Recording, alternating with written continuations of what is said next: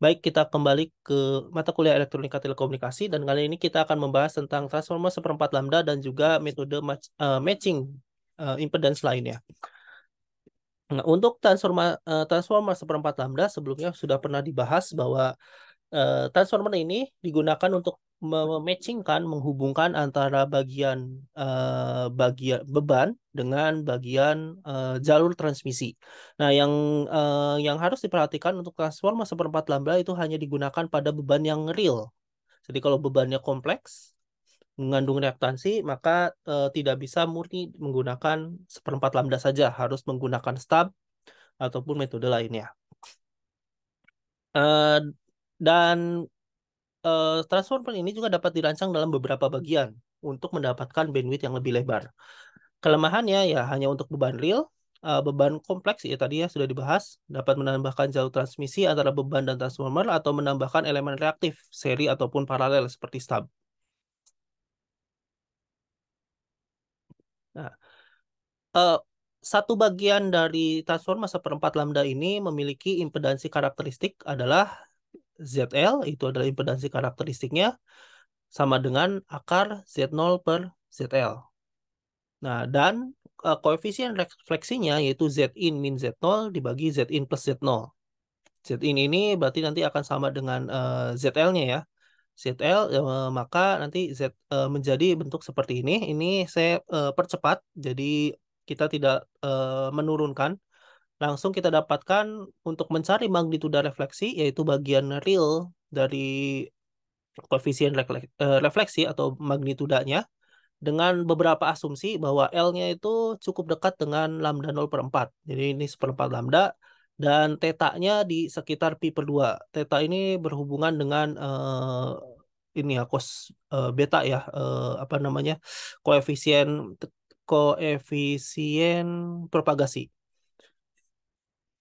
atau ini bisa sebagai nanti bandwidth-nya. Nah, di sini maka magnituda dari koefisien refleksinya adalah ZL min Z0 dibagi 2 akar ZL min Z0 dikalikan cos theta.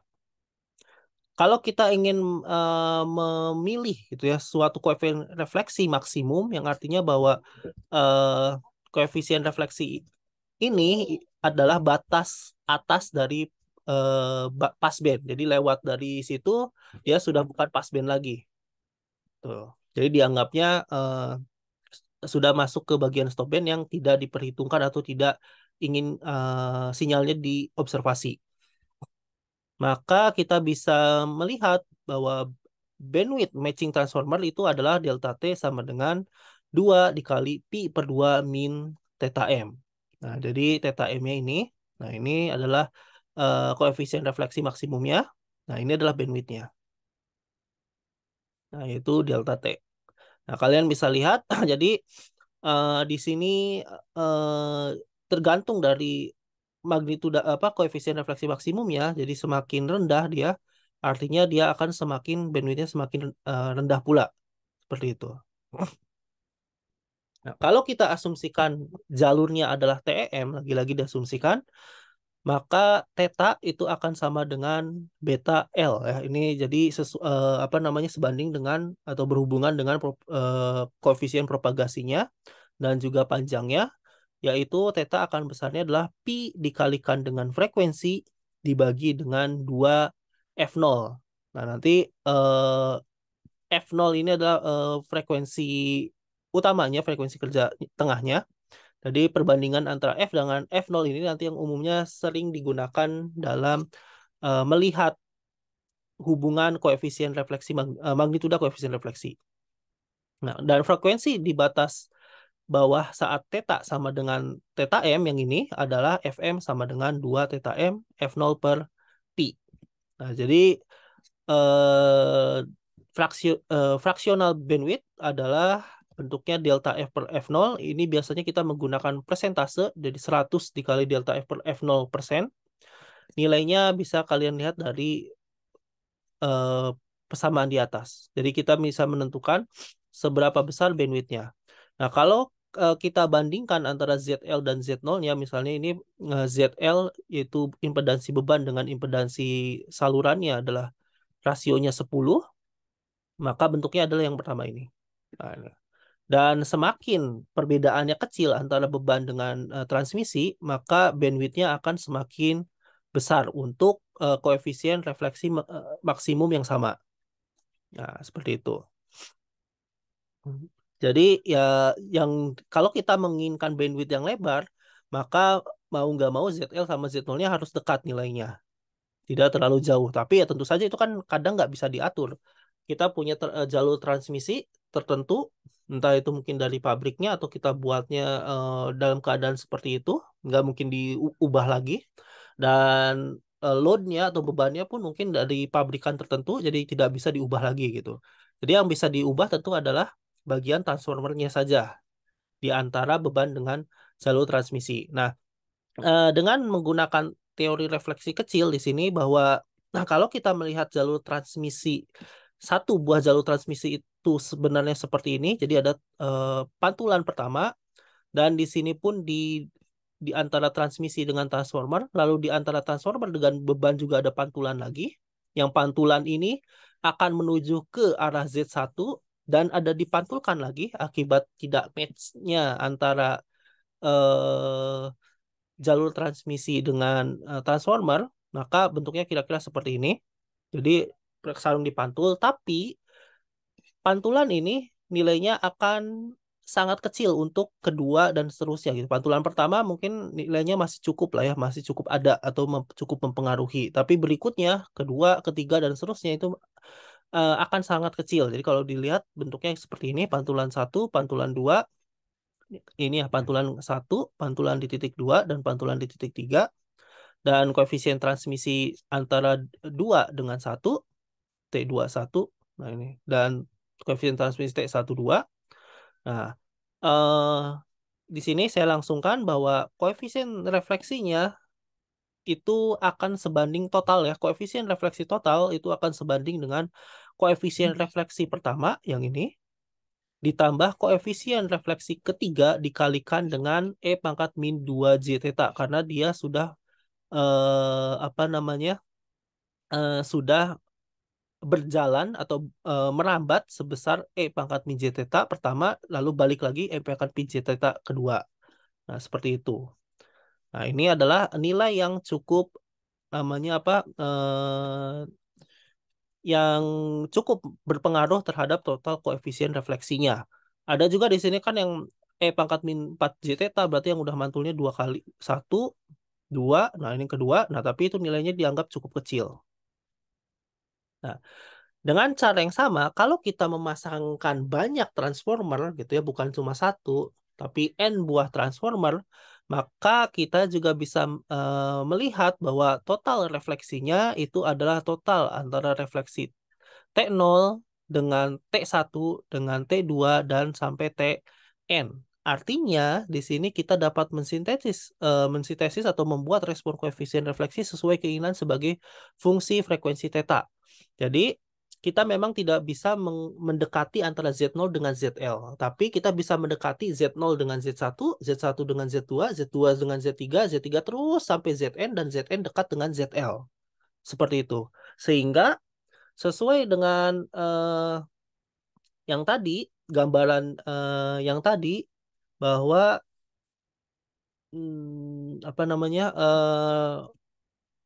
semakin dekat gitu ya antar Z0 dengan ZL, bandwidth-nya akan menjadi semakin lebar. Nah, ini didapatkan dengan cara seperti itu.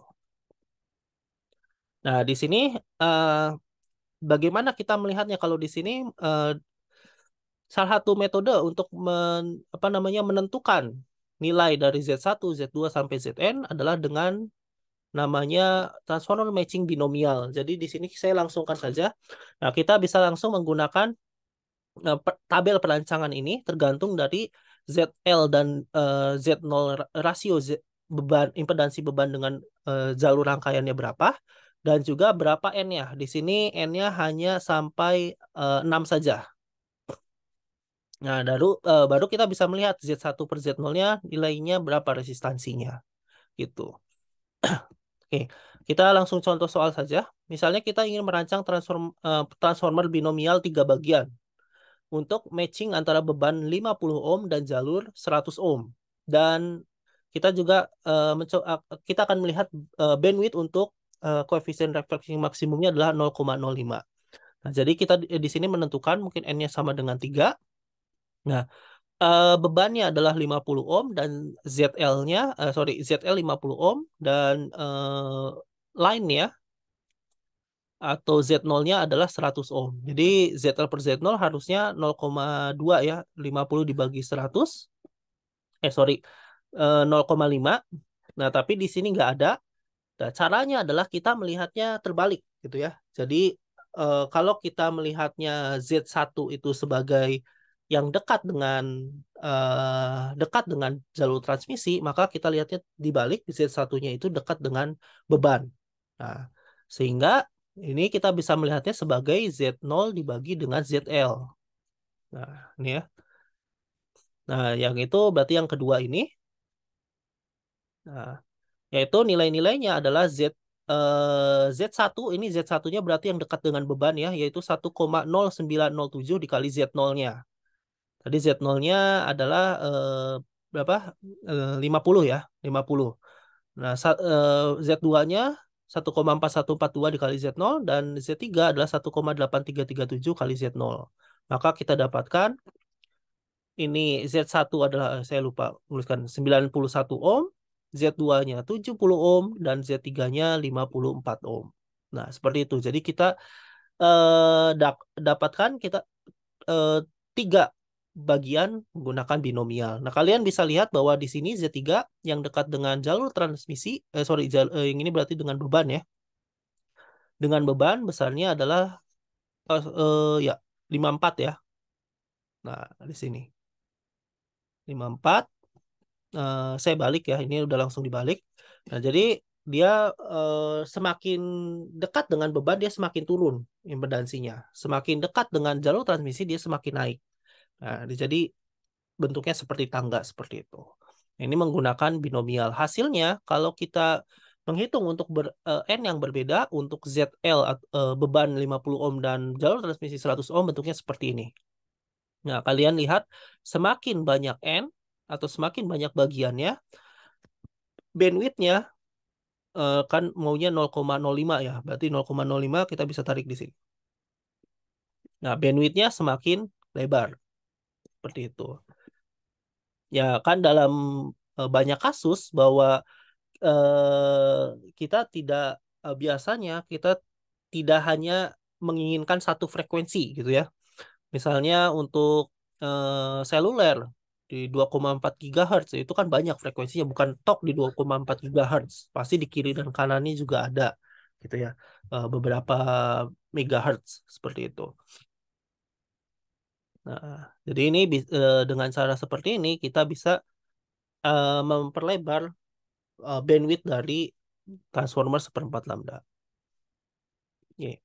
Nah, metode yang kedua menggunakan Chebyshev. Jadi ini tabel perancangan untuk Chebyshev. Nah, nanti di sini kita bisa melihat koefisien refleksi maksimumnya mau 0,05 atau 0,2. Dalam hal ini cuma dicontohkan 2 saja ya. Dan N-nya dari 2 sampai 4. Ini. Nah, mungkin untuk yang lebih tinggi atau untuk nilai yang berbeda bisa dicari di internet, mungkin disediakan gitu ya, tabel yang lebih lengkapnya. Nah, cara penggunaannya pun sama dengan yang tadi. Nah, perbedaannya antara binomial dengan Chebyshev nah ini adalah grafik untuk N, eh, untuk variasi beberapa nilai N dengan bebannya, L itu beban ya, bebannya 100 ohm dan Z0-nya atau transmission line-nya 50 ohm dan koefisien refleksi maksimumnya adalah 0,05, berarti yang ini ya. Nah, kan sini. Nah, maka didapatkan bentuk seperti ini. Ini pun sama, semakin banyak N maka bandwidth-nya semakin lebar. Nah, kenapa di sini ditentukan sigma M-nya? Karena berbeda dengan binomial, Chebyshev memiliki ripple yang bagian ini tidak nol. Tidak nol kan? Di sini tidak nol. Nah, artinya kalau ingin, nah di sini ya, Jadi kalau ingin kita mendapatkan yang koefisien refleksi maksimumnya 0,05, ya tentu jangan menggunakan yang 0,2. Nanti ripple-nya itu akan terlalu tinggi gitu, di atas 0,05. Ini makanya nilainya juga berbeda kan. 1,2 ini lebih tinggi, 1,3 ini 1,6, ini 1,5 gitu. Ini lebih rendah. Jadi akan berbeda gitu ya.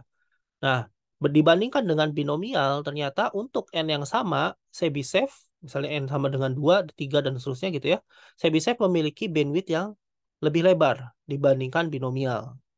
Ini ya. Nah, tapi kelemahannya itu terdapat triple tak nol pada passband. Jadi, ya tergantung kita ingin lebih mementingkan bandwidth yang lebar. Kalau kita tidak terlalu melihat dari koefisien refleksinya, ada yang tak nol tidak masalah. Atau kita ingin koefisien refleksinya sebagian besar flat gitu ya, tapi bandwidthnya tidak terlalu lebar. Atau kita bisa memperpanjang bagiannya gitu, memperbanyak bagiannya. Nah, itu tergantung dipilih saja trade-off-nya seperti itu. Nah, berikutnya untuk tapered line. Jadi ini singkat saja untuk tapered line itu sebenarnya juga sama untuk mematchingkan antara transmission line dengan beban, tapi kalau kita lihat yang tadi itu binomial ataupun Chebyshev itu step.